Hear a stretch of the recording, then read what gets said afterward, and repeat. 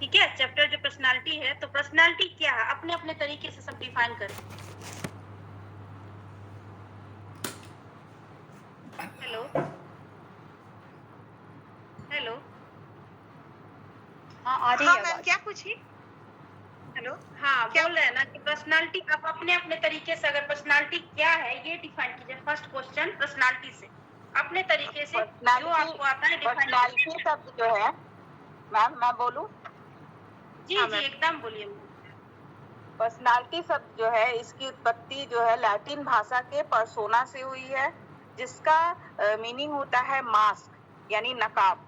कोई भी व्यक्ति बाहर से कैसा दिखाई देता है या वो दूसरों पर कैसा इफेक्ट डालता है, उससे उसकी पर्सनालिटी से इस चीज का पता चलता है।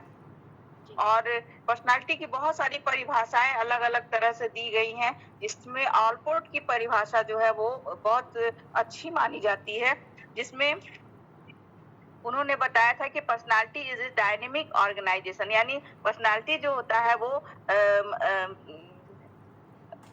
इसका पूरा ये मैं पहले बोल देती हूँ, फिर इसका हिंदी बताती हूँ। Personality is a dynamic organisation within the individual of those psychophysical system that determine his unique adjustment to his environment.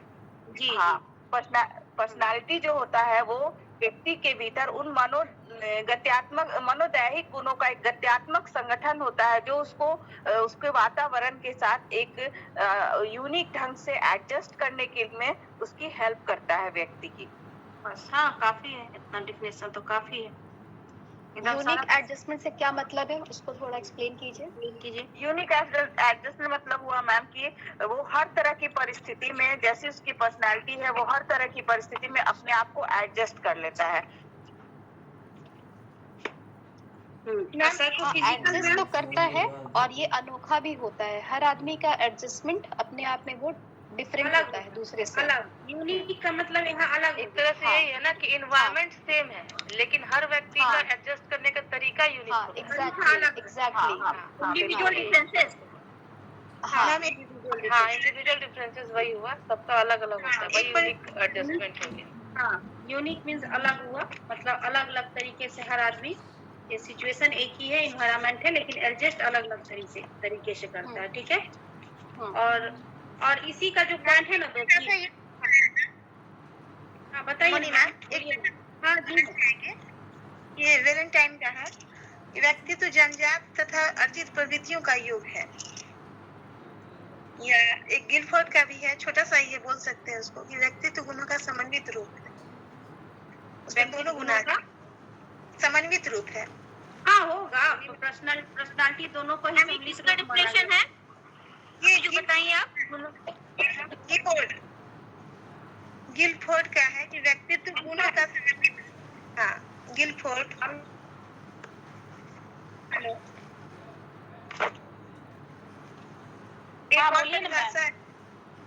Guilford का परिभाषा है व्यक्तित्व गुणों का समन्वित रूप। छोटा परिभाषा में बोल सकते हैं। एक और है वेलेंटाइन का, व्यक्तित्व जन्मजात तथा अर्जित प्रवृत्तियों का योग है। दोनों गुण आ जाएंगे तो समन्वित रूप ही। साइकोफिजिकल नविता मैम, साइकोफिजिकल को थोड़ा सा कंसेप्ट सबके लिए क्लियर कीजिए। साइकोफिजिकल जिसमें आप बताइए ना अभी, साइकोफिजिकल मनोशारीरिक गुणों का, यानी मनोशारीरिक गुण व्यक्ति का जो उसकी फिजियोलॉजी जो होती है, हर व्यक्ति की अलग अलग होती है, लेकिन फिर भी वो उसी के हिसाब से अपने जो उसका एनवायरनमेंट होता है उसमें वो उसी के हिसाब से एडजस्ट होता है। और मैम साइकोफिजिकल सिम्टम जो आप अपने डिफिनेशन में डाली है, उस साइकोफिजिकल सिम्टम्स है क्या, वो बता दीजिए आप। पर्सनालिटी में साइकोलॉजिकल और फिजियोलॉजिकल दोनों चीज पाया जाता है। जी यही चीज। एक तरह से ये कहेंगे हम। जब ये सिस्टम की बात है, जब सिस्टम की बात है साइकोफिजिकल, तो दोनों हो जाएगा हमें। ठीक है, साइकोलॉजिकल और फिजिकल, इसी को सिम्टम्स बोला गया है। ठीक है, ये दोनों एलिमेंट्स का मिक्स है। अंतःक्रिया के बाद इंटरेक्शन होता है दोनों के साथ। Physical traits and mental traits दोनों ही आएंगे ना मैम? हाँ जी। क्वेश्चन कहना चाह रहे थे मोनी मैम। हाँ बोलिए ना, अपने अपने तरीके से सब बोलिए, हैबिट बनेगा हम लोग का। एक डिफिनेशन आइजेंक का है, 1952 में उन्होंने दिया है। व्यक्तित्व व्यक्ति के चरित्र, सुख, प्रकृति, ज्ञान, शक्ति तथा शरीर के गठन का करीब करीब एक अस्थायी और टिकाऊ संगठन है, जो व्यक्ति अपने आप को वातावरण में समायोजन को निर्धारित करता है। हाँ ठीक है। इसमें मैम आइजेंक की जो परिभाषा आई थी, जैसे पहले मैंने ऑलपोर्ट की परिभाषा बताई। ऑलपोर्ट की परिभाषा में पर्सनालिटी जो है उसमें उसके इनर क्वालिटी और एक्सटर्नल क्वालिटी दोनों को इंक्लूड किया गया है। और जो आइजेंक गुणों का जी, हाँ, उससे ही बड़ा बात है मैम कि ऑलपोर्ट ने गत्यात्मक संगठन बताया, डायनामिक ऑर्गेनाइजेशन, और ये बता रहे हैं ट्रैवल। आइजेंक की जो परिभाषा थी उसमें उन्होंने केवल उसके इनर क्वालिटी पर बल डाला है जी, जबकि ये दोनों का मिश्रित रूप है, इंटरेक्शन है दोनों का। हाँ ठीक है, डिफिनेशन क्लियर, आगे बढ़े। डायनामिक कंसेप्ट, हाँ पूनम मैम आप डायनामिक कंसेप्ट को समझाइए, डायनामिक ऑर्गेनाइजेशन को बताइए आप। उसी का जो डिफिनेशन हम लोग दे रहे हैं ना, उसके पॉइंट से भी क्वेश्चन उठाता है, ठीक है? हाँ ये बात। हाँ हम तो आप बताएं? एक बार हम हाँ, बताएं बताइए। डायनामिज्म को। तो हाँ, डायनामिज्म जो अल्पोर्ट ने अपने परिभाषा में डायनामिज्म की बात कही है, तो उसका मतलब आप इसको ऐसे ले सकते हैं कि जो पर्सनालिटी होता है वो स्थिर नहीं होता है, कभी कुछ होता है, कभी कुछ बिहेव होता है। मगर जैसे मान लीजिए कि किसी व्यक्ति में कहते हैं ना कि वो बराबर झूठ नहीं बोलता है, लेकिन कभी कभी तो झूठ बोलता है, हर आदमी बोलता है, लेकिन उसका जो मूल स्वभाव है वो यूजुअली झूठ नहीं बोलता है। तो ये हम कह सकते हैं कि उसका जो पर्सनालिटी में ये जो ट्रेट्स है वो डायनामिक है।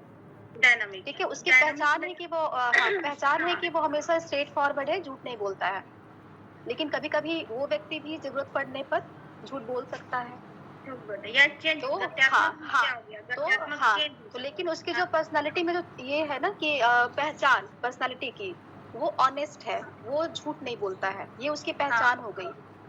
और डायनामिज्म इसको इस तरह से कह सकते हैं कि वो व्यक्ति की पहचान भले ही है ऐसी, मगर कभी कभी वो झूठ बोल सकता है जरूरत पड़ने पर। हाँ, उसको हैबिट नहीं है। कहते हैं ना कि हाँ फलाना व्यक्ति फ्रॉड है, यानी कि वो हमेशा ही चीटर है, हमेशा हर जगह हर किसी से चीट करता है। कभी किया वो उसका मैम ये डिफेंस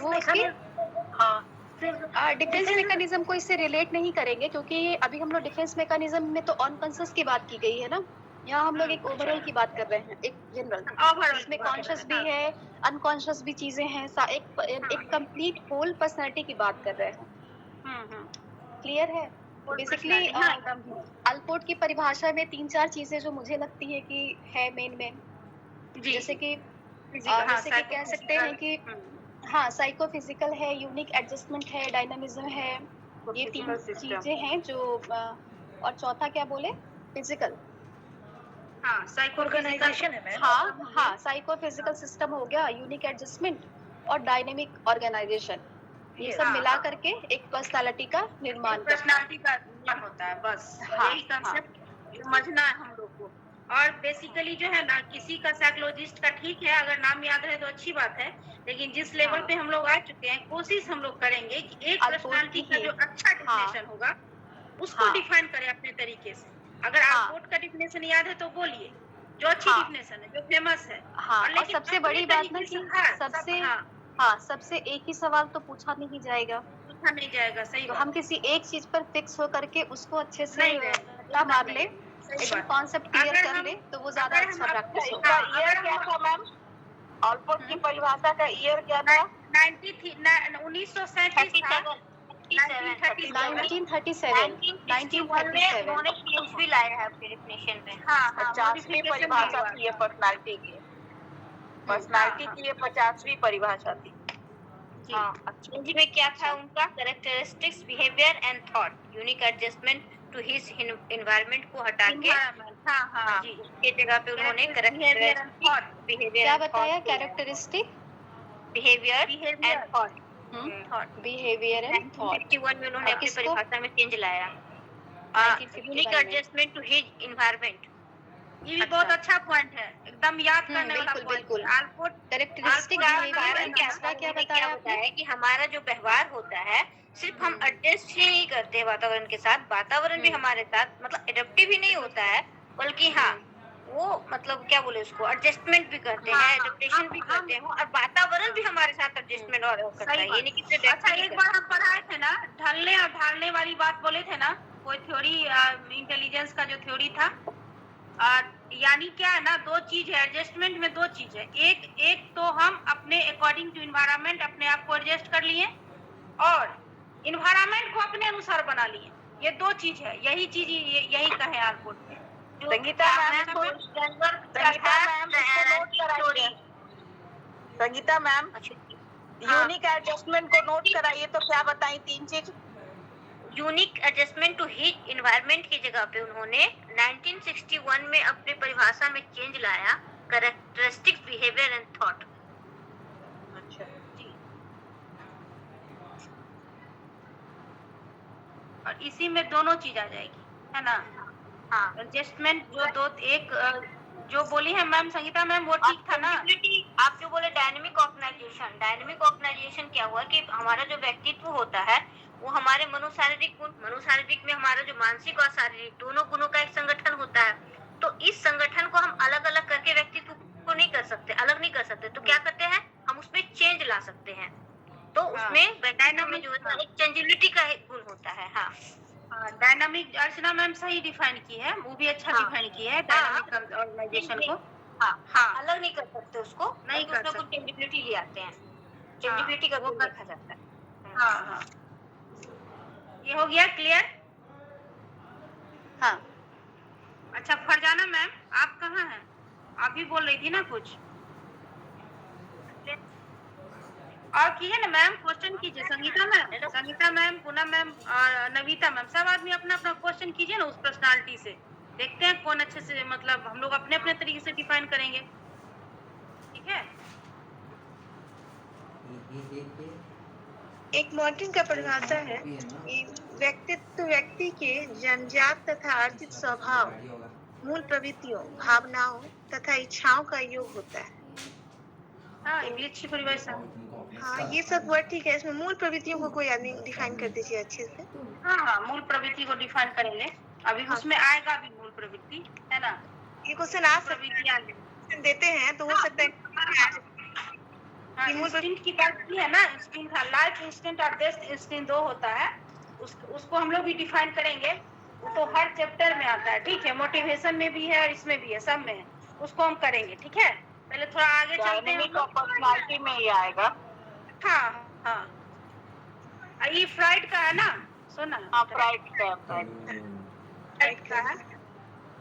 नहीं तो यहाँ पे ये क्वेश्चन उठ सकता है मैम, जैसे देखिए ऐसे तो बहुत सारी परिभाषाएं दी गई है ना, आप वहाँ पे जो परिभाषा को एक्सप्लेन कीजिएगा आपसे सवाल उससे ही आएगा। तो हाँ, एक दो अच्छी जो बेहतर परिभाषा है, और ऐसे भी ऑलपोर्ट की परिभाषा सबसे अच्छी मानी जाती है और आइजेंक की भी है, तो दो चार जो मेन है उनको आप रट लीजिए, उसमें से जिसमें आपको अच्छा लगे कि समझाना है वो आप उसको अच्छे से समझ जाइए, उसके एक एक पार्ट को अच्छे से क्लियर कर लीजिए। ये भी है, इसलिए हम एक परिभाषा अपने हिसाब से रखते हैं जो किसी का नाम नहीं है। ये भी बोल सकते हैं कि व्यक्तित्व व्यक्ति के इंस्टिंक्ट जो है ना वो फ्राइड का दिया हुआ कंसेप्ट है, वो दो प्रकार का जो होता है, इसका टाइप 2 होता है, ठीक है? जो फर्स्ट होता है जीवन मूल प्रवृत्ति जिसको बोलते हैं, और दूसरा मृत्यु मूल प्रवृत्ति। हाँ, लाइफ तो मैकडूगल ने भी इस पे किया था ना मैम? हाँ, इस पे बहुत सारा, मतलब हर चैप्टर में लगभग थोड़ा सा आ ही रहा है, जैसे मोटिवेशन में भी आता है, सर इसमें भी आएगा, हर चैप्टर तो एक दूसरे से कनेक्टेड है ही, है ना? तो इसमें की जो परिभाषा मैम ने बताया वो पर्सनालिटी के इनर गुणों पर आधारित है, और ये जो होता है इसमें साइकोलॉजिकल गुणों की चर्चा ज्यादा की गई है। जैसे जो ये इसके 3 टाइप्स इसमें बताए गए जो बाइपोलर होते हैं, और वो इनर क्वालिटी मतलब से ही रिलेटेड होते हैं। जैसे इंट्रोवर्सन, एक्सट्रोवर्सन होता है, मतलब 2 छोर पर दोनों रहते हैं।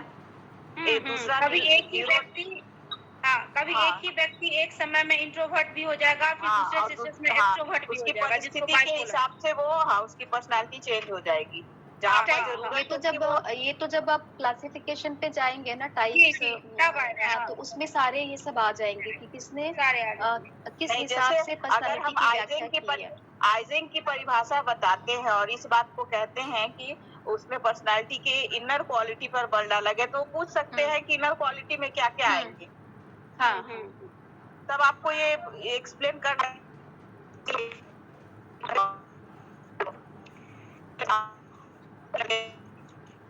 आवाज कट रही है मैम। बेहतर होगा मैम एक सरल ही परिभाषा रहे, इजी ही, जो ज्यादा चीज पे। हाँ, सही बात है। एक हाँ, तो अच्छा होगा मेरे हिसाब से। नहीं, फिर भी जैसे आप दो परिभाषा को रेडी करके जाइए। जैसे ऑलपोर्ट की परिभाषा कॉमन है, सब लोग इस पे ज्यादा फोकस करेंगे, तो वो पूछ सकते हैं कि आप कोई और परिभाषा बताइए। तो कम से कम दो हमारे पास होना चाहिए, पता होना चाहिए हमें, दो को हम अच्छे से उनके सामने डिफाइन कर सकें। अगर कहा जाए कि आप अपनी भाषा में ही बोले, तो मेरे हिसाब से ये भी बोल सकते हैं कि व्यक्तित्व व्यक्ति के आंतरिक एवं बाह्य गुणों का समन्वित रूप है। हाँ, ये भी है। सिर्फ एक्सटर्नल चीज को देख के, एक्सटर्नल गुण को देख के हम नहीं बता सकते हैं कि उसका पर्सनालिटी ये है, ठीक है। एक्सटर्नल इंटरनल दोनों आएगा, ये भी है, कॉमन परिभाषा में ये भी आएगा। में हमको लगता है ये रहेगा तो ज्यादा बेटर है, इसमें क्वेश्चन भी बहुत नहीं निकलता है। अगर कुछ भी रहे तो ऐसे सामने वाला बस ये देखना चाह रहा है कि आपको पर्सनालिटी क्या है वो समझ में आ रहा है कि नहीं, समझ नहीं, बस यही, बस यही देखना चाहेगा। पता नहीं, मेरे को तो नहीं लगता है कि 2-3। आगे बढ़ते हैं हम लोग, है ना। हाँ, टाइप से आ जाइए। हाँ, आगे बढ़ते हैं, ठीक है। तो हाँ, क्रिसमस ने भी बताया था पर्सनालिटी का कौन कौन टाइप है। हाँ, टाइप बताया था ना। हाँ, बताइए क्या बताया था, कितने टाइप। उन्होंने अपनी एक बुक थी फिजिक एंड कैरेक्टर में शरीर रचना के आधार पर उन्होंने बताया था। लंबकाय था, सुडोलकाय था, गोलकाय था और असाधारण था। हिंदी में ही हम देखे हैं। हाँ, ठीक है, कोई बात नहीं। डिफाइन कीजिए 1 by 1। पिकनिक टाइप क्या हुआ, स्थैनिक टाइप क्या हुआ। हाँ, वही बताइए। वही ठीक है। मैं बताऊं, पिकनिक टाइप में बेसिकली कद छोटा होगा, शरीर भारी और गोलाकार होगा, सोशल होंगे वैसे लोग, खाने पीने में उनको ज्यादा अच्छा लगेगा, खुश मिजाज रहते हैं पिकनिक टाइप के लोग, और इनमें मैनिक डिप्रेसिव के रोगी होने के भी इनके चांसेस ज्यादा होते हैं। अच्छा, ये सेल्डर के किस टाइप से मिलता जुलता है। सेल्डर के किस टाइप से मिलता जुलता है, ये एंडोमॉर्फी, हाँ, एंडोमॉर्फी जो टाइप है उनसे मिलता जुलता है ये। बस यही, उसको जोड़ लेना है दूसरे से। हाँ, दूसरा है एस्थेनिक टाइप। तो इस तरह के व्यक्ति का कद लंबा होगा, दुबले पतले होंगे शरीर उनका, वजन कम होगा, चिड़चिड़ा स्वभाव, काल्पनिक दुनिया में भ्रमण करने वाला होगा, और ऐसे लोगों में सिजोफ्रेनिया के होने के चांसेस ज्यादा रहते हैं। जी। और कोई बता। तीसरा से भी बहुत दूर रहते हैं। हाँ, काल्पनिक दुनिया में आ गए तो फिर वो तो रियल दुनिया में तो रहेंगे नहीं ना।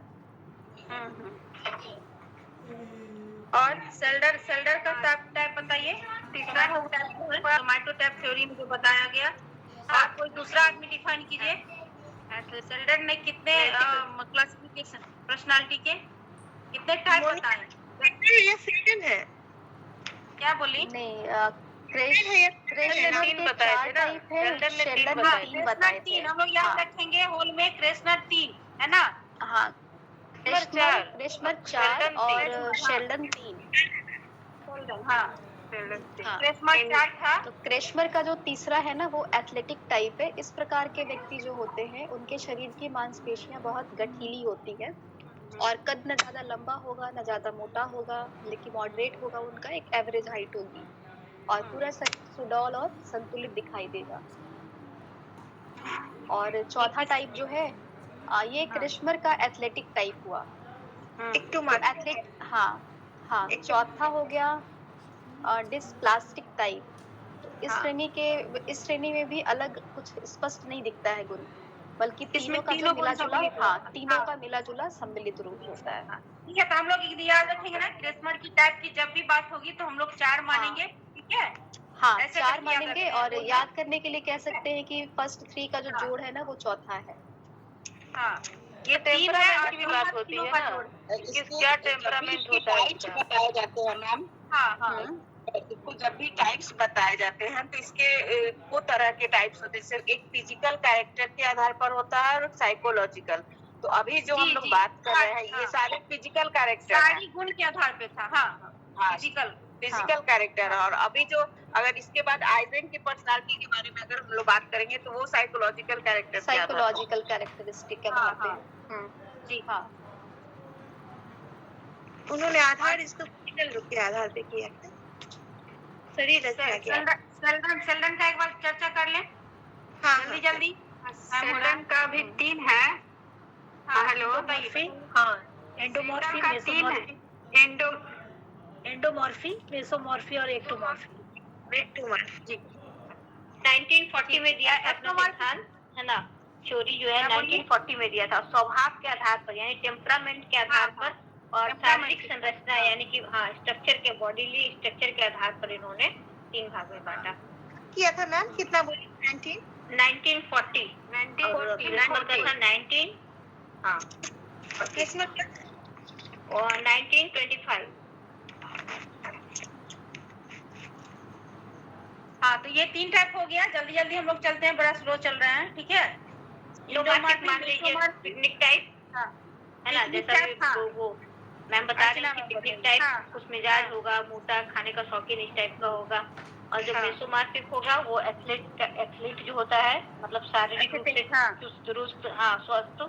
और एक एक्टोमार्फी, तो वो एक्टोमार्फी, एस्थेनिक हाँ। टाइप हो गया। हाँ, जैसे मतलब वो पतला दुबला मांसपेशियाँ, चिड़चिड़ा टाइप का, हाँ होता है। हाँ, हाँ। हाँ कद लंबा होगा, दुबला पतला। सोशल इंस्ट्रक्शन कब देखा जाता है उनमें, हाँ, उसमें उसमें सोशल कुछ रिस्पॉन्सिबिलिटी भी कब हाँ, देखी जाएगी। नहीं रखता, देखी हाँ, उसमें जाती है। एडजस्टमेंट का, हाँ, लेकिन इसमें क्या होगा, ऐसे लोग जो होते हैं, लेकिन उसमें एक चीज होगा कि शायद नहीं, मतलब अपने मतलब क्या बोले, रिस्पॉन्सिबिलिटी भी मतलब वो नहीं निभा पाते हैं। हाँ, वही बोले, आज Unresponsible सोशल होंगे। इंटरेक्शन भी कम रहता है हाँ है ना? हाँ और एक और चीज है ना कि अकेला आप रहना एक पसंद करते हैं, लोगों से मिलना। हाँ, हाँ, एलोन, अकेला रहना पसंद करता है। एकाकी होते हैं, संकोचशील होते हैं। हाँ, ये सब तो आएगा। जैसे ही समाज से अलग हो गया ना, सोसाइटी से अलग हो गया ना, तो ये सब गुण ऑटोमेटिक आ जाएगा पसंद उसमें। करते हैं। हाँ, और जैसे ही अगर समाज से कांटेक्ट रहा उसको, तो वो उस नेचर सब चेंज हो जाएगा सोसाइटी से। मतलब जैसे उसे मिलना जुलना पसंद होगा, लोगों से संबंध बनाना चाहेगा, उसके सबके साथ मिलजुल के रहना चाहेगा। इस तरह का गुण ऑटोमेटिक आ जाएगा उसमें, है ना?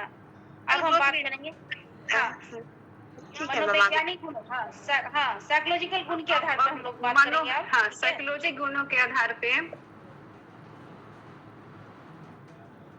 क्विकली, हरी आप, जल्दी जल्दी। साइकोलॉजिकल ने 2 भागों में बांटा था, कैरेक्टरिस्टिक के आधार एक्सट्रोवर्ट पे। और इंट्रोवर्ट, यूंग ने। हाँ, हाँ, यूं क्या? यस, हाँ, जुंग ने। एक्सट्रोवर्ट और इंट्रोवर्ट का था। Introvert personality, yes. ये हम हाँ, बोले ना? जुंग और आइजेंक और गिलफोर्ड है ना, ये तीनों ने मनोवैज्ञानिक गुणों के आधार 2023 में पे 2023 में 2 भागों में बांटा है। हाँ, 1923। 3 भाग। हाँ, एक्सट्रोवर्ट, इंट्रोवर्ट, 2 ही भागों में। 2 भाग में बांटा गया था मैम, दो ही बाद भाग में थे। ambivert, हाँ, बाद में एक जोड़ा गया। हाँ, हाँ, एक बात उभयमुखी इंग्लिश में नहीं, क्या है? आलोचना हुई इनकी कि नहीं, इनसे ambivert, कोई आलोचना। इंट्रोवर्ट या एक्सट्रोवर्ट ही नहीं होता है। आलोचना के आधार पे एक एम्बिवर्ट है, कि नहीं, Ambivert कोई आया, नहीं हाँ। होता है। उसको बेस्ट पर्सनालिटी माना गया। हाँ, हाँ, अच्छा, अंतर्मुखी ये इंट्रोवर्ट का हम बोलते हैं मैम, बोले? हाँ, बोलिए ना, जल्दी जल्दी डिफाइन कीजिए ताकि एक चैप्टर हो जाए आज। हाँ, इस प्रकार के व्यक्ति का स्वभाव जो होता है और आदत गुण सब बाहरी रूप में दिखाई पड़ते हैं, बाहरी रूप में नहीं दिखाई पड़ते हैं इंट्रोवर्ट में। ये मैम आप एक वर्ड में इनको बोलिए ना, इनवर्ट टू सेल्फ। हाँ, ये एक्सट्रोवर्ट हो गया invert to environment. Self centre रहते हैं, ऐसे व्यक्ति संकोची होते हैं, एकांतरित रहते हैं, कम बोलते हैं, यही सारी चीजें रहती हैं। जी, बस और वही एक्सट्रोवर्ट सोसाइटी। हाँ, सोसाइटी, हाँ, हाँ, एक इम्पोर्टेंट सोसाइटी हो जाएगा। हाँ, एक है मैम, इस तरह के व्यक्ति आपको लेखक बनते हैं, चित्रकार बनते हैं, साहित्यकार बनते हैं। इंट्रोवर्ट में होते हैं। ये इंट्रोवर्ट में आ जाएंगे। बहिर्मुखी अब एक्सट्रोवर्ट का है। इस प्रकार के व्यक्ति जो होते हैं ये बाहरी जगत में ज्यादा इंटरेस्ट लेते हैं, लोगों से मिलना, लोगों से मिलजुल के रहना, और सोशल काफी रहते हैं, आशावादी रहते हैं, साहसी रहते हैं। इस प्रकार ये पॉपुलर रहते हैं जो ये इंट्रोवर्ट। सब सारे गुण आ जाएंगे उसमें। हाँ, एकदम क्लियर है सबका, है ना? तो हम लोग 3 टाइप देख लिए। ध्यान रहे, हम लोग 3 टाइप देख लिए हैं हम लोग। प्रेस्मर का देख लिए, ठीक है? मैम जो एम्बीवर्ट की बात की गई है, वैसे लोग सिचुएशन के हिसाब से उनकी पर्सनालिटी एक्सट्रोवर्ट और इंट्रोवर्ट दोनों हो जाती है। सबसे बेस्ट पर्सनालिटी माना गया है उसको, है ना? वो अपने उनकी परिस्थिति जैसी होती है उसके हिसाब से वो अपनी पर्सनालिटी को चेंज कर लेते हैं। वो एम्बीवर्ट पर्सनालिटी लगता भी अच्छा होता है, वो लिखने में अच्छा। वेस्ट मत बोलिए, इसलिए मत बोलिए। हाँ, वेस्ट मत बोलिए, इनको आई टाइप ही बोलिए। चलिए, बहुत लोग होते हैं जो एक्सट्रोवर्ट पर्सनालिटी को पसंद करते हैं, बहुत लोग होते हैं जो इंट्रोवर्ट पर्सनालिटी को भी पसंद करते हैं। कुछ तो हम उसको वेस्ट कैसे बोल रहे हैं? और बाइपोलर की जो बात कही गई थी ना, तो ये हो रहा है कि अपने सिचुएशन के हिसाब से चेंज करते हैं ना। अगर सिचुएशन अगर इंट्रोवर्ट का है तो इंट्रोवर्ट है, अगर एक्सट्रोवर्ट सिचुएशन है तो वहाँ एक्सट्रोवर्ट वाला अपना रोल, अपना पर्सनालिटी शो कर रहे हैं। सिचुएशन पे डिपेंड है, सिचुएशन के अनुसार हैंडल करता है ना? ठीक है, ये क्लियर हो गया हम लोग का। प्रेस्मर, है ना, सेल्डन और यूंग, ठीक है? एकदम समरी एक बार कर लेते हैं। प्रेस्मर 4 टाइप बताया गया था। जल्दी जल्दी बोलिए 4 type. Picnic type, asthenic type, athletic और डिस्प्लास्टिक। एथलेटिक और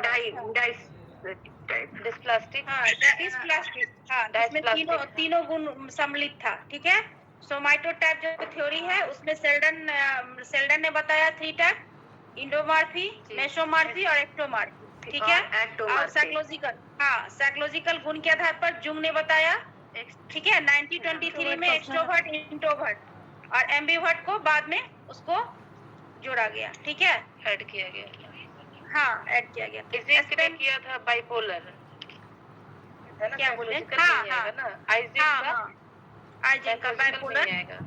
हाँ, साइकोलॉजिकल में, आप तो साइकोलॉजिकल में ही आएगा, डायमेंशनल थ्योरी के अंतर्गत आएगा। जैसे ये यूंग का साइकोलॉजिकल हुआ ना, साइकोलॉजिकल मनोवैज्ञानिक गुण, तो उनका डायमेंशनल थ्योरी के अंतर्गत आएगा। सेल्डन और ये आ गए हमारे प्रेस्मर टाइप थ्योरी। इसी तरह वो आएंगे डायमेंशनल थ्योरी। एक स्प्रिंगर है, स्प्रिंगर, है ना?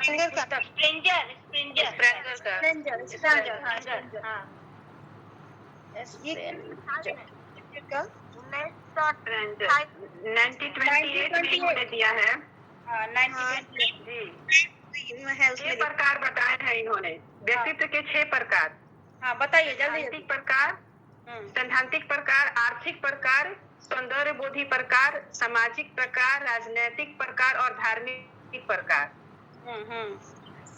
ठीक है, इसको अगर थोड़ा सा याद करने की भी में रखें, जो व्यक्तित्व होता है वो सच्चाई पर अधिक बल डालता है।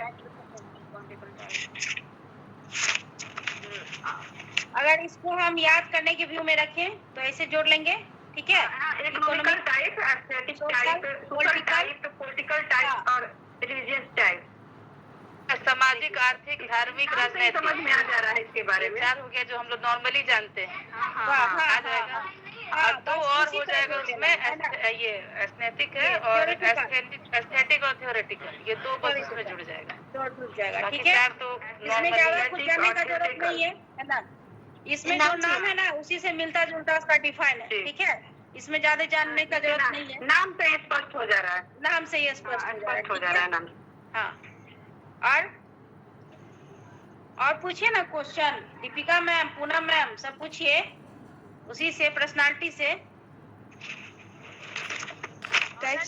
हॉलैंड का भी तो मैडम है, हॉलैंड का 1950। हॉलैंड का भी है। हाँ, इन्होंने भी 6 प्रकार बताए पर्सनालिटी के। हेक्सागोनल में मॉडल बोलते हैं इनको, हॉलैंड का हेक्सागोनल मॉडल। हाँ, हेक्सागोनल 1986 मॉडल भी कहते हैं, रियसेक मॉडल। 1985 में इन्होंने 6 प्रकार बताए हैं पर्सनालिटी के। रियलिस्टिक आर टाइप है, फिर अनुसंधात्मक प्रकार है आई टाइप, कलात्मक आर्टिस्ट ए टाइप, फिर सोशल है एस टाइप, उद्यमशील प्रकार ई टाइप और रूढ़िगत प्रकार सी टाइप करके लिखा हुआ है, मतलब है ना। रियलिस्टिक टाइप है, इन्वेस्टिगेटिव टाइप है, आर्टिस्टिक टाइप है। इसको हम लोग रिया से एक मॉडल करते हैं। इसका पहले अक्षर से हो जाता है RIASEC, हाँ पहले लेटर से। R से हो गया रियलिस्टिक, I से हो गया इन्वेस्टिगेटिव, A से आर्टिस्टिक, S से सोशल हो गया, E से इंटरप्राइजिंग, C से कन्वेंशनल टाइप। तो ऐसे हम लोग याद करेंगे अगर RIASEC रिया से SEC है ना, RIASEC है ना, हाँ इसी को रिया से इसी मॉडल को है ना, RIASEC रिया हाँ। से हम रियलिस्टिक रिया से हाँ, रियलिस्टिक, इन्वेस्टिगेटिव, रियलिस्टिक है, आर्टिस्टिक, हाँ सोशल, इंटरप्राइजिंग, कन्वेंशनल। ठीक है, हो गया ना। इसको इतना ज्यादा डीप में जाने का जरूरत नहीं है, बस इतना ही समझ ले वही काफी है, जितना याद रह जाए वही बहुत है। ठीक है, अब कोई बताए कि स्टेट्स, हाँ थोड़ा सा ध्यान देना होगा। रिया से तो कितना अच्छा है, अब इससे क्या हो सकता है, RIASEC अब कितना अच्छा हो सकता है। R से ऐसे जब भी आएगा तो रियलिस्टिक हो जाएगा, है ना, उसी तरह जोड़ लेंगे। I से फिर हो जाएगा इन्वेस्टिगेटिव, हाँ फिर S से सोशल हो जाएगा, इंटरप्राइजिंग हो जाएगा, कन्वर्सेशनल हो जाएगा, कन्वर्शनल हो जाएगा। हो गया। ट्रेड्स गुण क्या है, ट्रेड्स क्या है बताइए, कोई आदमी डिफाइन कीजिए आप अच्छे से। बिहेवियर में स्टेबिलिटी और जो कंसिस्टेंसी होती है उसको हम ट्रेड कहते हैं। मतलब कंसिस्टेंसी होनी चाहिए हमारे बिहेवियर में, वही ट्रेड जो होता है। कभी बदले नहीं, हाँ ये बदलता नहीं है जल्दी, बदलता नहीं, अस्थायी गुण होता है। और कोई ये डिफाइन कह करे, सकते हैं ना stability and consistency behaviour is called trade. व्यक्ति के कंसिस्टेंट और व्यवहार से परिलक्षित होता है। हाँ वो तो बताइए शायद कंसिस्टेंसी, स्टेबिलिटी और बिहेवियर अस्थायी गुण होता है व्यक्ति में। जो कभी वही हो गया मैम, अस्थायी एक ऐसा अस्थायी गुण होता है, हाँ ये कॉमन सेंस पर आधारित होता है। इसमें फैक्ट की व्याख्या की जाती है, तथ्य जिसको कहा जाता है। कोई भी व्यक्ति कोई स्पेसिफिक बिहेवियर क्यों कर रहा है तथा उसके व्यवहार में अगर कंसिस्टेंसी है तो उसका क्या कारण है, इसकी चर्चा यहाँ पर की जाती है। ट्रेड्स गुण में ऑलपोर्ट की जो परिभाषा है वो इसके अंतर्गत आ जाएगी। कैटल की भी परिभाषा है, वो भी इसमें आएगी। कैटल की भी परिभाषा इसमें आ जाएगी। इसलिए आएगी मैम कि दोनों ने जो थ्योरी दिया पर्सनालिटी में वो ट्रेड थ्योरी के अंतर्गत आता है। उन्होंने व्यक्तित्व में जो है ट्रेड को बहुत ज्यादा इम्पोर्टेंट माना। और टाइप बताइए जल्दी जल्दी। अल्पोर्ट ने ट्रेड्स के आधार पर दो भागों में बांट करके व्यक्तित्व की व्याख्या की है। एक कॉमन ट्रेड्स है और दूसरा है पर्सनल ट्रेड्स। कॉमन ट्रेड्स में हम कह सकते हैं कि इसका तात्पर्य वैसे शील गुणों से होता है जो किसी समाज या संस्कृति के अधिकतर लोगों में पाया जाता है। इसको कॉमनली सब में पाया जाता है, बस इतना ही कॉमन रूप से सब में रहेगा। सब में पाया जाता है, ऐसा गुण जो सब में पाया जाता है। हाँ, पर्सनल ट्रेड जैसा नाम से ही क्लियर है कि ये हर व्यक्ति में अलग अलग होगा, लेकिन इसका तात्पर्य जैसे इसको जोड़ लेना, बताया जैसे इसको थोड़ा सा जोड़ लें हम, जो स्पीयरमैन का जो बुद्धि का जो थ्योरी था उसमें 1 फैक्टर 2 फैक्टर जो थ्योरी था, है ना, उसी को थोड़ा सा मिलता जुलता है ना।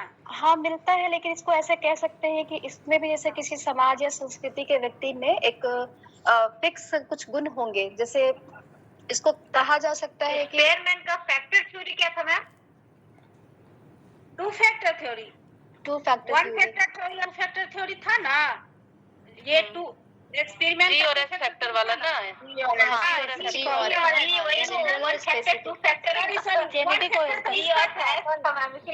वन फैक्टर थ्योरी तो उसका था, क्या कह रहे हैं, किसका था वन फैक्टर थ्योरी? इसका मतलब कौन सा था जल्दी बीने का यूनिफैक्टर था ma'am, one factor two factor नहीं था, उसका यूनिफैक्टर था। हाँ, तो यूनिफैक्टर वन फैक्टर को ही बोला जाता है। टू फैक्टर थ्योरी जो है वो बीने का था, बीने का था। टू फैक्टर थ्योरी स्पीयरमैन का था। इसमें थ्री फैक्टर स्पीयरमैन का टू फैक्टर हाँ, ये टू फैक्टर नहीं कहते, फैक्टर थ्योरी के अंतर्गत था जी और एस, जनरल और देखिए सुनिए पर्सनल ट्रेट्स को अल्पोर्ट ने 3 भागों में बांटा है। तो उसका जो 3 टाइप है ना, उसके व्याख्या से पर्सनल ट्रेट्स क्या है ये स्पष्ट हो जाएगा। जैसे उन्होंने कार्डिनल डिस्पोजिशन की बात कही, तो इसका मतलब ये था कि किसी व्यक्ति में कोई एक प्रबल गुण, जैसे महात्मा गांधी के व्यक्तित्व में सत्य एवं अहिंसा वाला गुण प्रबल था, जैसे हर व्यक्ति में एक डोमिनेंट कैरेक्टर होता है ना, इसके आधार पे कहते हैं कि नहीं ये तो वो आदमी है। दूसरा था सेंट्रल डिस्पोजिशन, तो इसमें भी ये भी लगभग सब व्यक्ति में पाया जाता है, लेकिन इसमें जैसे सोशियबिलिटी है, सेल्फ कॉन्फिडेंस है, डिप्रेशन है, ये सारा है कि लगभग सबके ईगो स्ट्रेंथ है, ये सारे जो चीजें हैं वो व्यक्तित्व में अधिक सक्रिय होता है।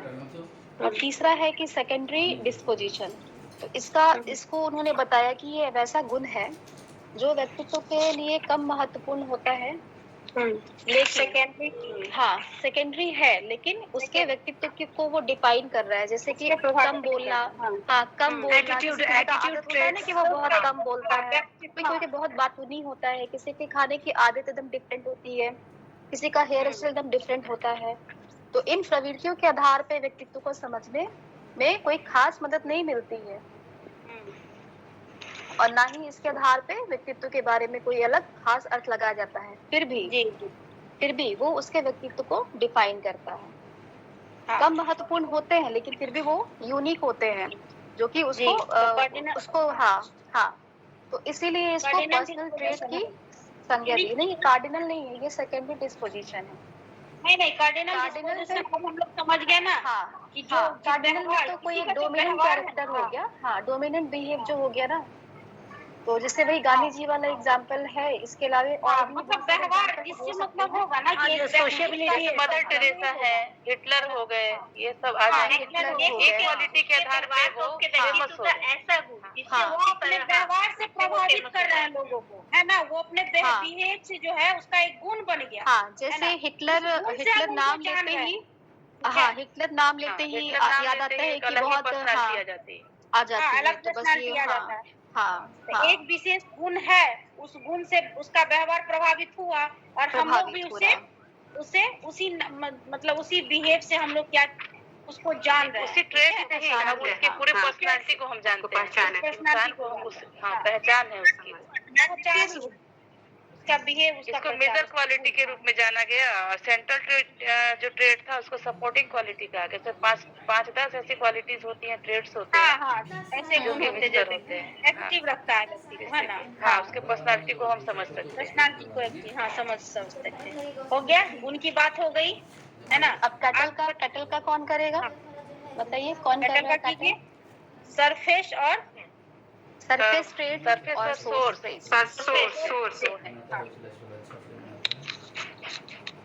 सरफेस मतलब सरफेस नाम से क्लियर है रोजमर्रा की जिंदगी में सरफेस जो आसानी से नजर आ जाए, जैसे कोई व्यक्ति हैप्पी है, कोई व्यक्ति बहुत हेल्पिंग एटीट्यूड है, किसी में ऑनेस्टी है, जो दिख रहा है। ऊपर सतही, और ये भी मतलब सतही सरफेस मींस क्या हो गया, व्यक्ति का जो इजीली विजिबल हो, जो इजीली विजिबल सतही हो गया एक तरह से, सतही ऊपर से लोअर लेवल का, है ना।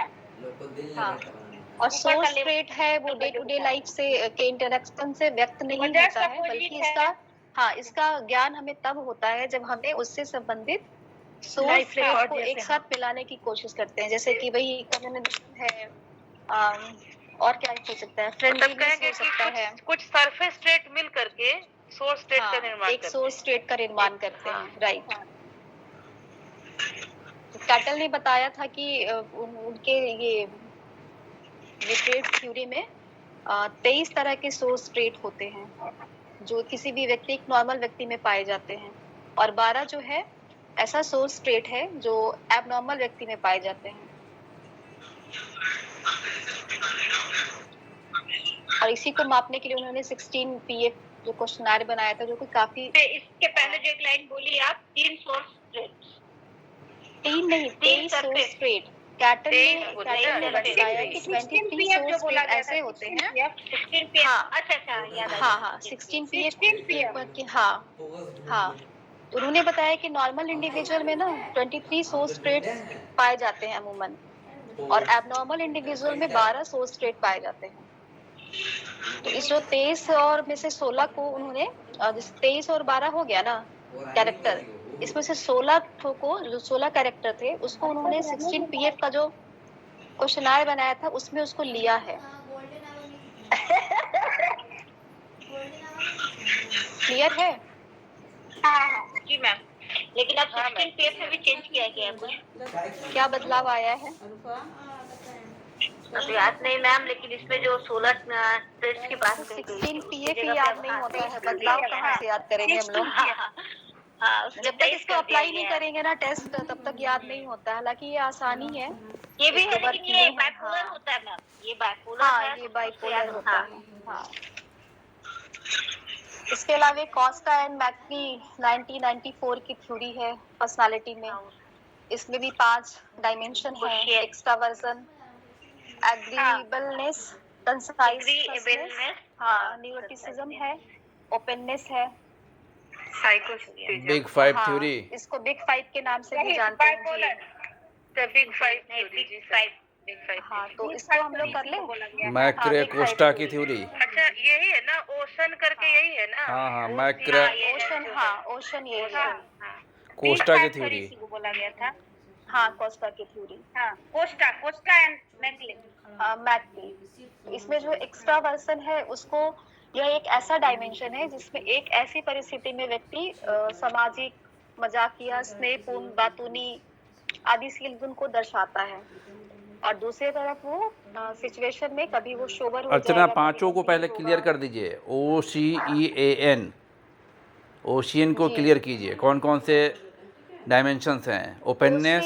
हाँ, ओसिन में O stand for openness, C stand for conciseness, concise, E stand for extra, हाँ कंसाइसनेस, थोड़ा लंबा है। E स्टैंड फॉर एक्स्ट्रावर्सन, और A stand for agreeableness, and N stand for neuroticism.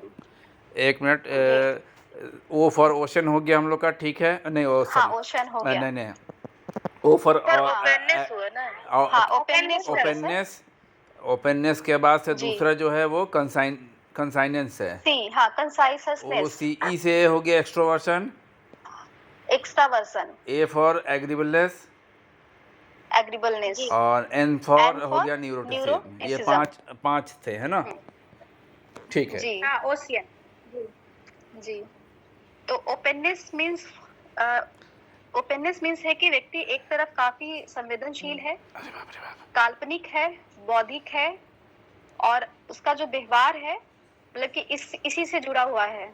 जो वो व्यवहार दर्शा रहा है, एक तरफ संवेदनशील है, काल्पनिक है और बौद्धिक है, और दूसरी ओर वो काफी असंवेदनशील है, संकीर्ण है, असभ्य है और अशिष्ट व्यवहारों से संबंधित शील गुणों को। एक एग्जांपल में ऐसे समझ सकते हैं इसको कि एक पर्सनालिटी, जैसे हम लोग है, एक लड़का जो है एक अपने दोस्त के सामने में कुछ और पर्सनालिटी शो करता है, और एक और अपने फादर के सामने, वही फादर के सामने में कुछ और पर्सनालिटी शो करता है। बस यही है ना? हाँ, ये बहुत अच्छा बाइपोलर हो गया।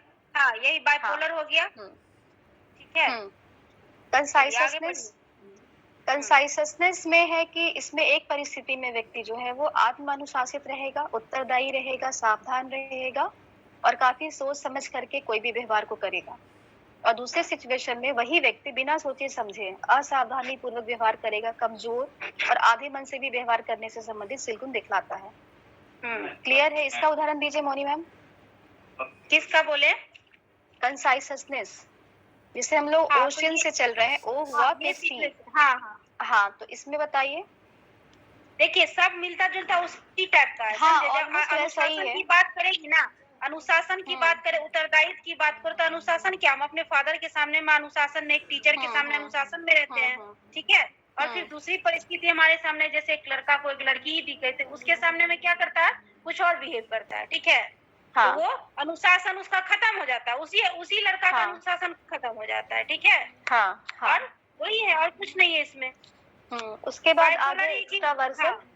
हाँ, बाइपोलर मतलब वही वाला कि एक तरफ एक बाइपोलर मतलब हाँ, एक्सट्रीम, दोनों हाँ, तरह का quality, और दूसरी दोनों तरफ तरह उसका का। बिल्कुल रिवर्स रहेगा। हाँ, एक्स्ट्रावर्सन में आएगा कि इसमें एक परिस्थिति में व्यक्ति सामाजिक रहेगा, मजाकिया रहेगा, स्नेहपूर्ण रहेगा, बातूनी आदि बिहेवियर वो करेगा, और दूसरे सिचुएशन में वो सोबर, गंभीर, रूखापन, शांत आदि शील गुणों का प्रदर्शन करेगा अपने व्यवहार से। फोर्थ है एग्रीबलनेस। इसमें इस डायमेंशन के अनुसार व्यक्ति एक परिस्थिति में सहयोगी, दूसरों पर विश्वास करने वाला, उदार, सीधा साधा, गुड नेचुरल आदि गुड नेचर्ड आदि से संबंध व्यवहार करेगा, और दूसरी परिस्थिति में वह शंकालु होगा, असहयोगी होगा, चिड़चिड़ा होगा, जिद्दी होगा, इस तरह का व्यवहार वो करेगा। न्यूरोटिसिज्म में हो गया, इसमें एक और व्यक्ति सामूहिक रूप से काफी शांत, संतुलित और रोगभ्रमी विचारों से अपने आप को मुक्त पाएगा, और दूसरी तरफ वो अपने आप को इमोशनली वो काफी डिस्टर्ब रहेगा, एक्साइटेड रहेगा, इम्बैलेंस बिहेव करेगा, या बहुत सारे उसको थॉट्स ऐसे आएंगे कि वो बहुत बीमार है, इस तरह का वो बिहेव करेगा। ये क्लियर हो गया? संगीता मैम एक एग्जांपल दीजिए तो, संगीता मैम एक एग्जांपल दीजिए, अभी अर्चना मैम जो बोली है।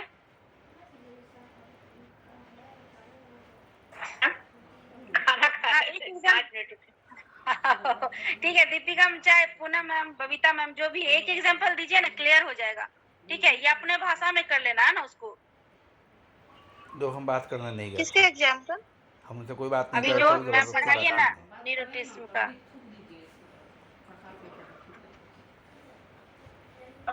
सर दे देंगे अच्छा से। अरे आप लोग भी दे सकते हैं, दीजिए, नहीं हो पाएगा। क्यों नहीं होगा? इसका क्या है, देखिए एक और क्या कहता है, कभी कभी संवैविक रूप से काफी शांत विचार, ठीक है ना। और दूसरी ओर क्या करता है, अपने आप को मुक्त पाता है, ठीक है। दूसरी ओर क्या करता है, वो अपने आप को उत्तेजित। ये सब क्या है, ये सब भी मतलब सब मिलता जुलता जो एग्जाम्पल दिए है ना, उसी को जोड़ लीजिए हर सिचुएशन में, समझे, वही हो जाएगा, ठीक है। जो एग्जाम्पल हम दिए हैं उसको हर सिचुएशन कह सकते हैं कि आदमी जब स्ट्रेस में रहता है, एंग्जाइटी में रहता है, तो इमोशनली बहुत इनस्टेबल रहता है। लेकिन जब वो मतलब बिल्कुल अच्छे मूड में रहता है तो इमोशनली स्टेबल रहता है। यही तो हुआ ना इसका। हाँ यही है। हो सकता है, या ये भी एग्जाम्पल हो सकता है मैम, जैसे कोई एक छात्री है तो अपने टीचर के सामने उसको गुस्सा भी आ रहा है, तो वो शांत है और अपने आप को संतुलित रख हुआ है, एकदम सही है। हाँ हर तो अपने फादर के सामने जो इमोशन है उसको रिएक्ट कर रहा है, कभी गुस्सा आ गया एकदम सही बात, सही बात। रहा है। तो इसका एक उदाहरण ये भी हो सकता है कि नॉर्मल स्टेट में व्यक्ति जो रहता है वो शांत रहता है, संतुलित रहता है, और बिल्कुल उसको कोई बीमारी नहीं रहती है, मगर कभी जैसे स्ट्रेसफुल वातावरण हो गया, या कोई उसको सूचना मिल गई कि घर में किसी का एक्सीडेंट हो गया या कोई बहुत बीमार है, तो उसका जो असर होता है, तो उसके असर से वो व्यक्ति भी इमोशनली डिस्टर्ब हो गया। नहीं मैम, ये इस एग्जांपल में मेरे ख्याल से नहीं जोड़ सकते हैं, क्योंकि एक्सीडेंट हो रहा है तब मेरा सिचुएशन चेंज हुआ, मेरा मूड चेंज हुआ है, तो वो तो ऑटोमेटिक है। हम उस एक परिस्थिति की बात कर रहे हैं ना, हम एक परिस्थिति, ठीक है। अगर उसी एक्सीडेंट की परिस्थिति में तो कभी वो ऐसा तो नहीं कि इमोशन दिखा रहा फिर शांत हो जाएगा, वो नहीं, हम एक सिचुएशन की बात करेंगे, है ना। हाँ, एक सिचुएशन की बात। हाँ ठीक है, हो गया ना। और कुछ है? परिस्थिति के हिसाब से उसका चेंज होते रहता है बिहेवियर, ये हो सकता है।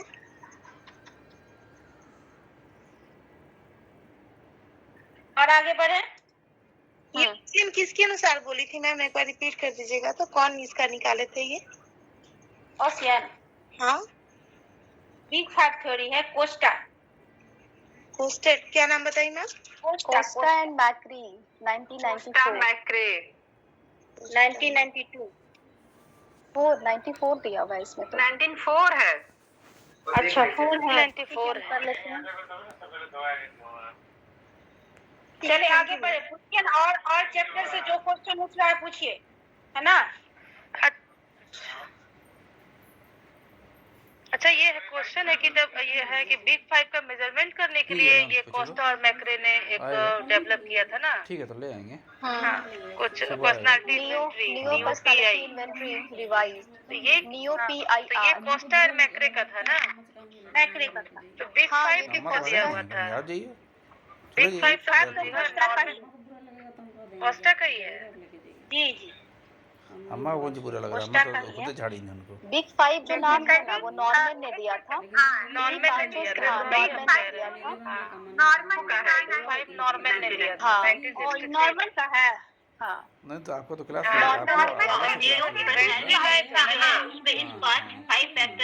इसी हाँ मेजरमेंट किया जाता है जो कोस्टा और मैक्रे का है।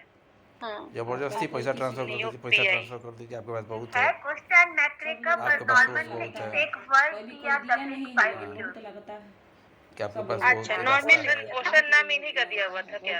ओशियन इन्होंने ये ओशियन कहा इसे, ये थ्योरी है कोस्टा एंड मैक्रे की। बस ये जो टर्म है ना ओशियन और बिग 5 थ्योरी, ये नॉर्मन ने कहा। ओके हम कहे इतना मरते रहते। जब हम कह रहे हैं कि बैटरी लाने के लिए पैसा नहीं था तो नहीं लाए। और क्या क्वेश्चन तो मैम आप ना मेमोरी में बहुत नए नए कंसेप्ट ला रही थी, बता रही थी।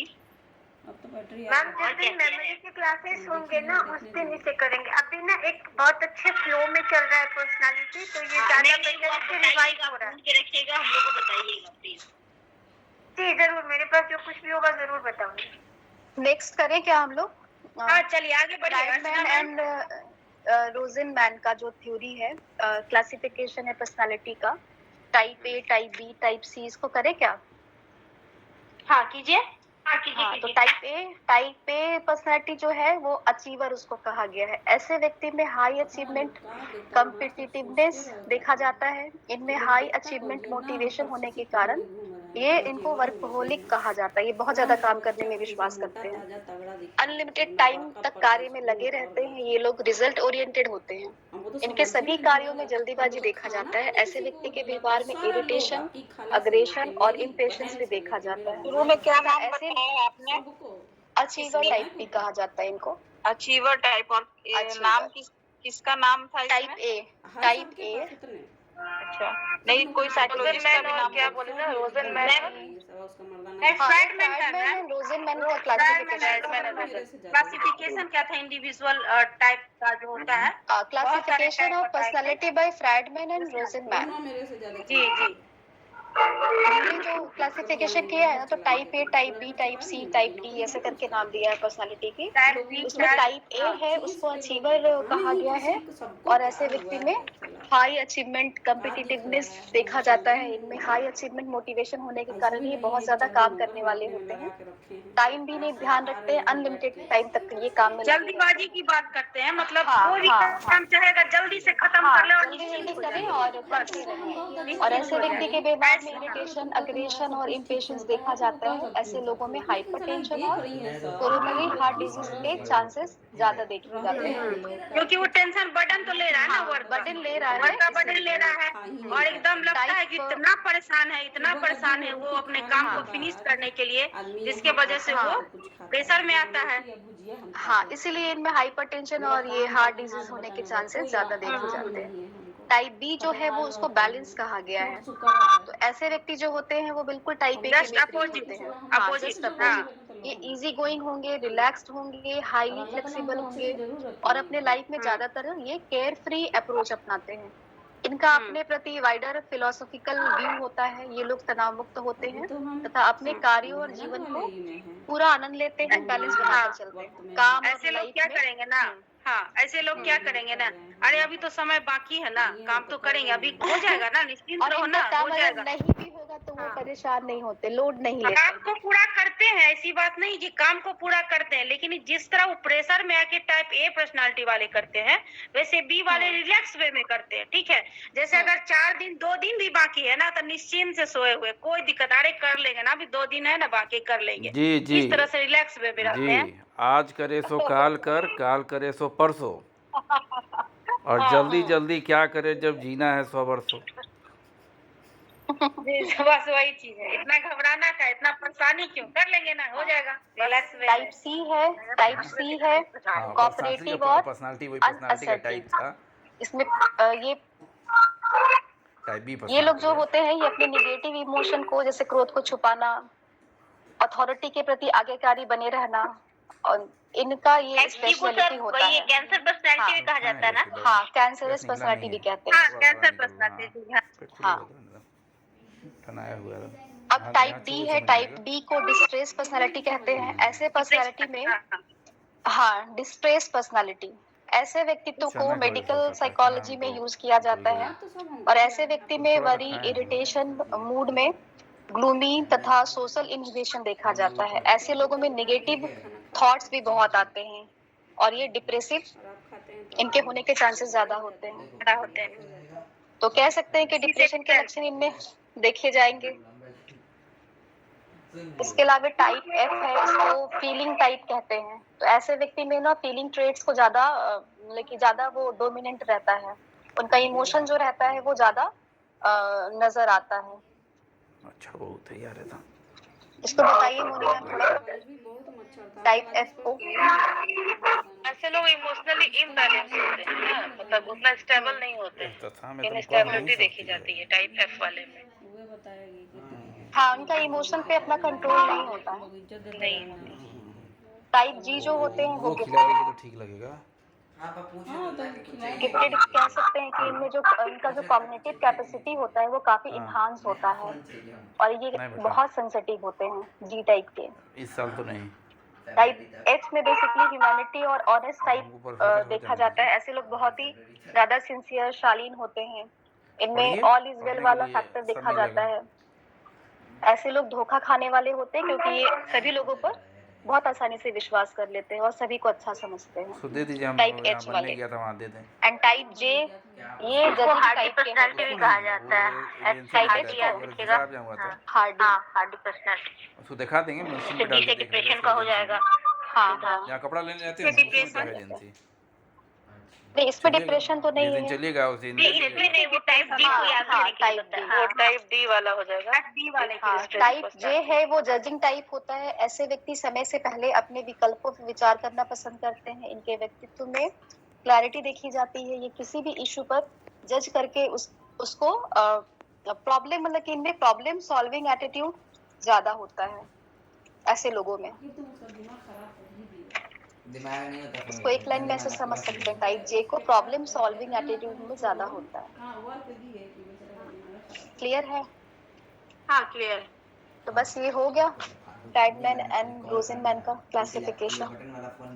या और आगे चलते हैं। नहीं, हो गया। उसको देखो तो कितना पैसा दे रहा है उसका। अब पर्सनालिटी को कंटिन्यू रखें, उसी का था मतलब पर्सनालिटी के और थ्योरी को कंटिन्यू रखें। ठीक है, ऑफर में कितना दे रहा है? थ्योरी को, कंसेप्ट को जानना जरूरी है। ठीक है, आज छोड़ दीजिए ना, छोटा छोटा तो सारा हो गया, सब बड़ा ही बड़ा है लेकिन ना। अभी भी कार्ल रोजर्स है, हाँ बहुत सारा थ्योरी है, लेकिन अभी तो थ्योरी बहुत बढ़ जाएगी सारी।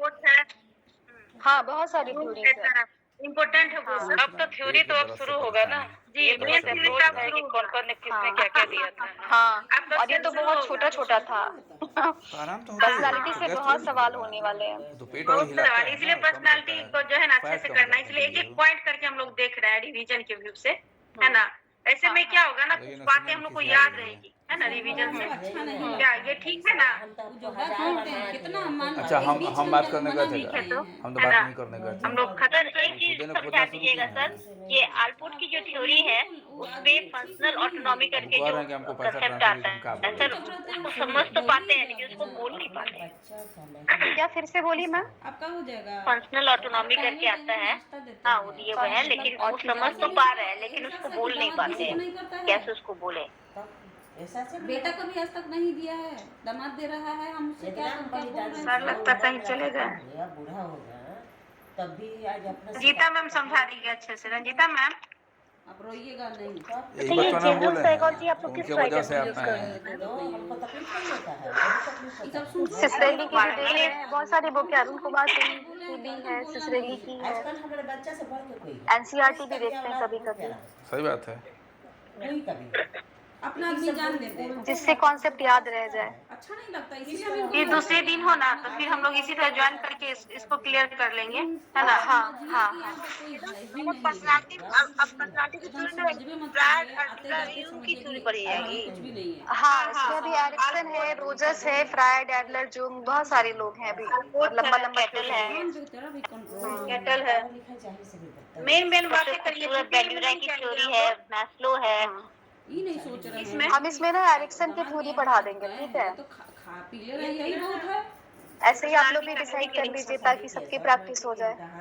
हाँ हाँ, सब आदमी कीजिए, बस एक नहीं करना, हम लोग को सबको प्रैक्टिस करना है। हाँ। पढ़े हुए तो सब है, ठीक है। और हाँ। कोशिश करना है कि अपने भाषा में समझाएं। हाँ, अपनी भाषा। सारी लैंग्वेज को छोड़ देना है थोड़ी देर के लिए पढ़ाने के समय में, है ना? ऐसा ना लगे कि रीडिंग दे रहे हैं हम लोग, है ना? उस तरह से नहीं करें और हम लोग अपने भाषा में समझाएं, प्रैक्टिकली जोड़ के, तो ज्यादा अच्छा रहेगा, उस कंसेप्ट को दिमाग में रहेगा, ठीक हम है? लोग कह रहे हैं कि आप पैसा ठीक है, तो हम लोग धीरे धीरे सब लेफ्ट हो रहे हैं, है ना? हाँ ठीक है, चलिए, good night everyone. Good night, good night, good night. कल क्या बजे मैडम? 11 बजे से 9 कल 11 बजे से बोले हैं। हाँ। देख चुके हैं। रात के 11 बजे, सुबह 11 बजे। अरे सुबह 11 बजे 11 बजे से आएगा। कितना मैम तो रात भर जगा देगी लग रहा है। नहीं, स्टार्टिंग में थे नहीं तो हमको लगा कि भाई सुबह के 11 से 1 सर बोले हैं। हाँ नहीं सही, कल संडे है तो इसको यूटिलाइज किया जा नहीं सकता नहीं है। सर ठीक है सर। एक चीज और, आप ये बोले थे ना वाटसन का मेमोरी में क्या क्या किए, वो सर कहीं नहीं मिला हमको। इंटरनेट पे भी देख लिए, कहीं नहीं मिल रहा है वाटसन क्या किए थे मेमोरी में। अच्छा मैम, ऐसी कोई चीज खाने के लिए बता वाटसन दीजिए। मेमोरी में क्या कहते हैं? हाँ उनका क्या योगदान है वाटसन का? हाँ वाटसन का मेमोरी में, अच्छा अच्छा, थोड़ा सा देख, हमको लगा लर्निंग में। लर्निंग में तो पता है क्या है ना? इमोशन और लर्निंग तो पता है, पर वो हाँ मेमोरी में क्या है? ये चीज नहीं नजर आ रही है। सोनी मैम, कुछ खाने में ऐसा बता दीजिए जिसको खाकर कुछ याद रहे। ये तो आपको मिले तो हम लोग को बता दीजिएगा। हमको भी बता दीजिएगा। जो हाल था इनको इनके पास नहीं अरे कुछ हमको तो याद ही नहीं रह रहा है, इसलिए पूछ रहे हैं कि मैम आप लोग कुछ ऐसा बताइए, बादाम उदाम खाया जाए। नहीं नहीं, याद सबको नहीं रहता है। सर ने बता दिया, सर नहीं करेगा मैम, उम्र भी हो गया, जैसे मुझे सब नहीं जैसे ही डेट आएगा ना, जैसे ही डेट आएगा ना, अपने आप अलर्टनेस आ जाएगा। ये यही सही है। एग्जाम के पहले नहीं देखते हैं कितना जल्दी जल्दी सब याद होता है, बहुत फास्ट रिवीजन होता है, जल्दी जल्दी सारा कवर कर लेते हैं हम सर लोग। क्या है ना कि सब हम लोग थोड़ा सा साहित्य की बात है कि इस स्टेज में है कि सब कर अच्छा, आप सर की क्लास क्यों नहीं लिए? सर तो बोले थे कि क्लास लेंगे। नहीं सर थोड़ा बिजी थे, सर थोड़ा बिजी थे। संगीता में रस में लेने चले गए कुछ सामान। सर आज मैम को लेकर मार्केट गए हुए हैं, दिवाली का पटाखा लेना। ठीक है, चलिए ठीक है, गुड नाइट एवरीवन। सर कहीं गए नहीं है, सर यहीं हैं। ओ सॉरी सर। सर सुन रहे हैं सबको कि कौन कौन क्या क्या बोल रहा है ना, और कौन कितना अच्छा पढ़ा रहा है। तो हम सब आज एनालाइज कर रहे थे, है ना? ठीक है, चलिए कल क्लास चलेगा 11 बजे सुबह में, दिन में, ठीक है? ठीक है, हम 10 बजे तक हम लिंक भेज देंगे। ठीक है, प्रणाम। ठीक है सर, ठीक है, गुड नाइट सर।